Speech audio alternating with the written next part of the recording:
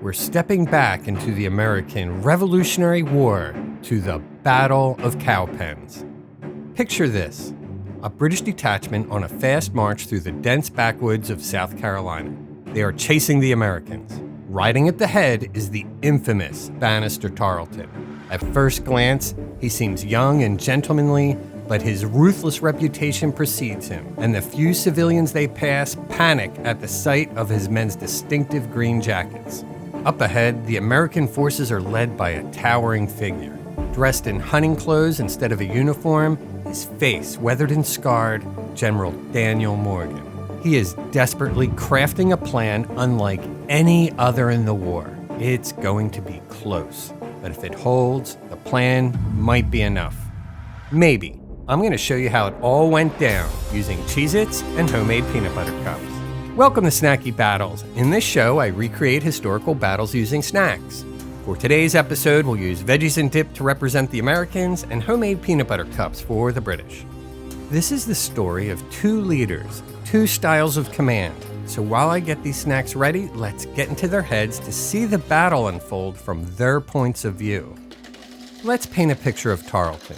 Just 26 and a former college athlete at Oxford. Loyalists saw him as dashing and bold, but the colonists hated him. Their hatred stemmed from the Waxhall's massacre, where his men slaughtered 100 surrendering soldiers. He is fueled by a gambling problem and an appetite for risk. His signature move is leading fast, hard-hitting, direct assaults, an approach that had always worked, earning him rapid promotions. And he now leads a legion of dragoons known as Tarleton's Raiders. So here's where we come in. It's 1781, and the American Revolutionary War has been raging for years. After the British wiped out two American armies at Charleston and Camden, they expected loyalists in the South to rise up and turn the tide. Instead, they faced fierce guerrilla resistance. To crush it, they sent Tarleton and his infamous legion. To intimidate the locals and draw out the guerrillas, he burned down farms and seized cattle. But this only fueled the colonists' hatred, making him even more feared and despised. Bottom line, all of this has left Tarleton deeply frustrated. The guerrillas kept slipping away, and he was eager for direct combat. He knows American armies rely heavily on untrained militia, troops that always scattered at a British charge, easy victories. But things are about to change. From the north, another American army is on the move. After the humiliating defeats in the South, George Washington turned to his trusted general, Nathaniel Greene. Greene has limited resources, but he has one crucial asset, Daniel Morgan. Now, unlike the young and cocky Tarleton, Morgan is old and wily. At 46, he's had a rough past as a hardworking, hard-drinking, fist-fighting teamster. Now, here's the thing. Compared to the wealthy gentleman officers, his background helps him connect with and better understand his militia. They call him the Old Wagoneer. He's probably the most brilliant tactical mind in the war, but his lack of political connections has held him back from promotions for years. But now, Greene has finally promoted him to Brigadier General. Let's see what he can do. Greene issues orders. Morgan, split off a detachment. March it around the countryside, it'll boost colonist morale. But avoid fighting the British. We can't afford another loss. With that, Greene moves the main army away as Morgan sets off with a small detachment of experienced veteran soldiers from Maryland and Delaware. Meanwhile, because British supply lines were under constant threat, they had set up small forts around the countryside as supply depots, strong enough to withstand a partisan raid, but not a full-scale assault. When the British commander, General Cornwallis, hears of Morgan's movement, he mistakenly believes Morgan is heading right for one of those forts. He quickly deploys Tarleton with orders. Go defend the fort, deal with the American detachment, and be aggressive.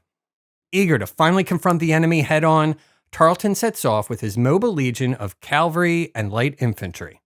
As Morgan marches, word spreads, and militia from Georgia, Virginia, and the Carolinas flock to join him. His force swells with each passing day, never stopping. Estimates of its final number vary, ranging from 800 to 1,900 men. What is certain, though, is these Southerners are angry and ready to fight. With more militia pouring in, Morgan takes up a defensive position at Grindle Shoals, a crossing at the Packlet River. As Tarleton advances, he receives intel from Tory spies and realizes that Morgan is not heading for the fort. He pauses to gather reinforcements, eventually assembling 1,100 men along with artillery. His force includes Fraser's Highlanders, an elite unit known for their kilts and bagpipes.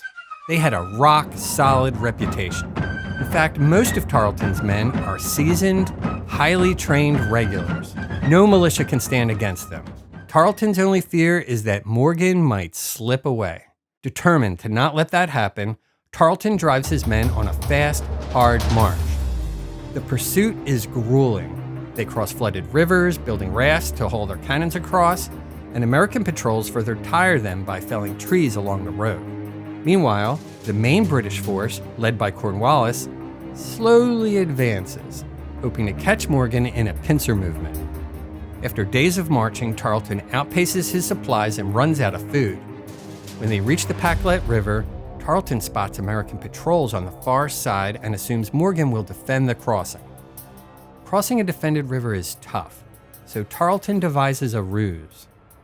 His troops march along the river, set up a fake camp, then double back under the cover of night and sneak across. With no sleep, they press on, confident they're closing in.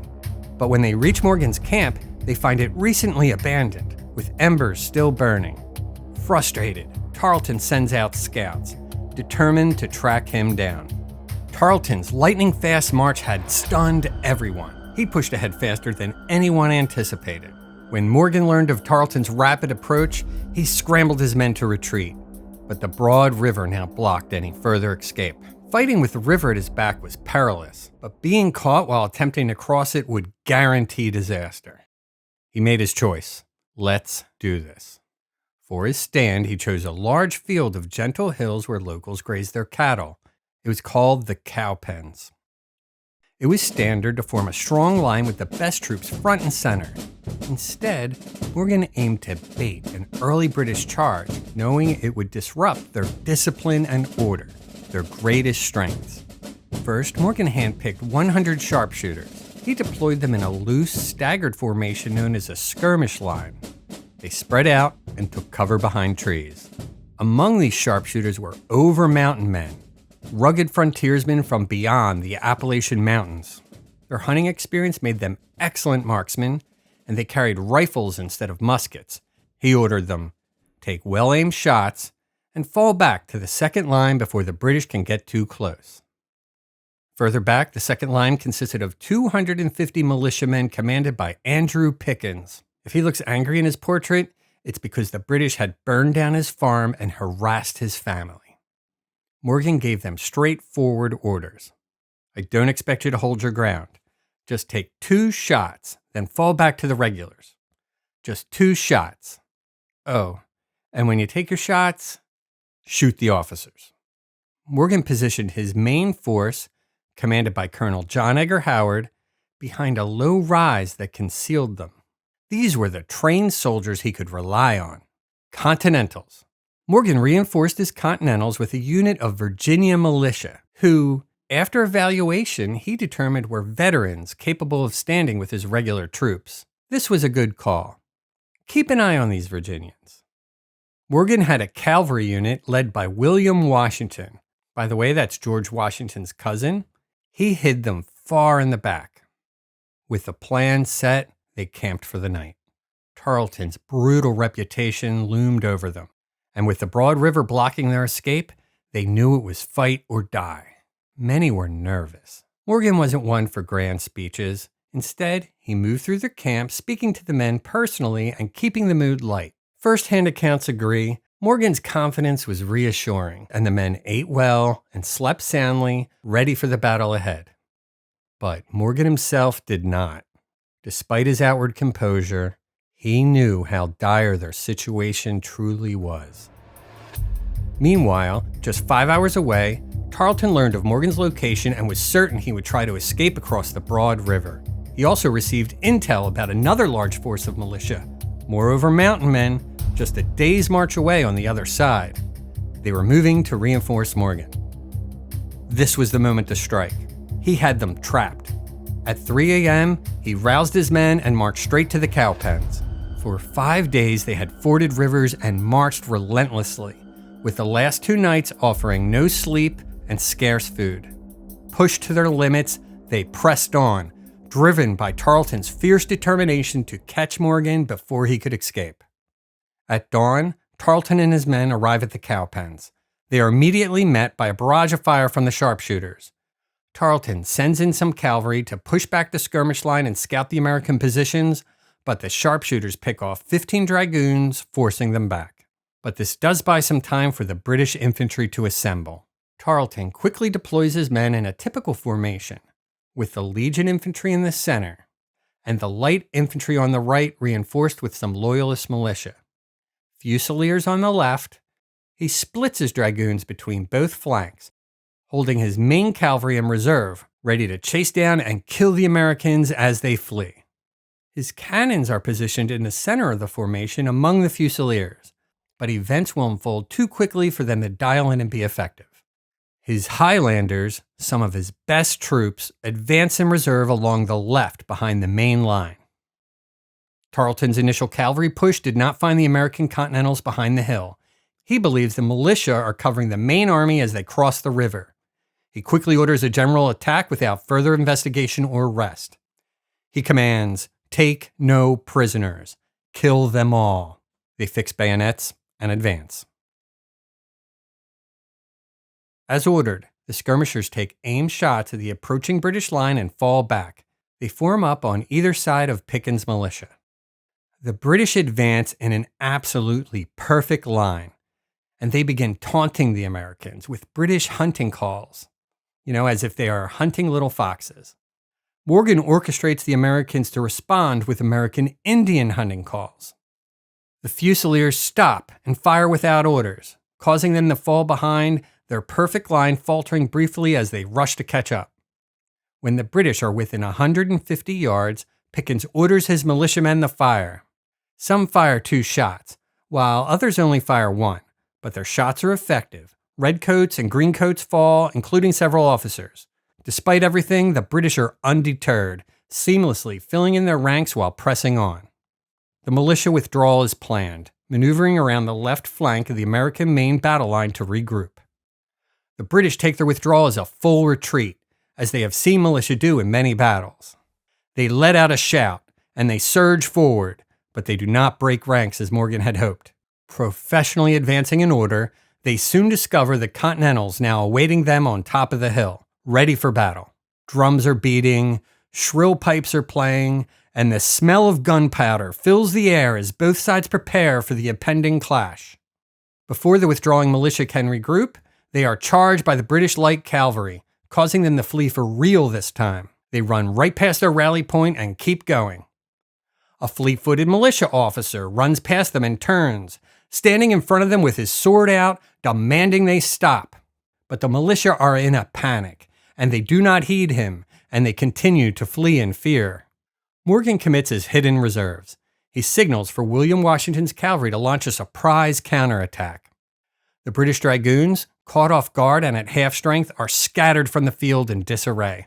Morgan and Pickens ride hard to catch up with the fleeing militia and somehow convince them to rally.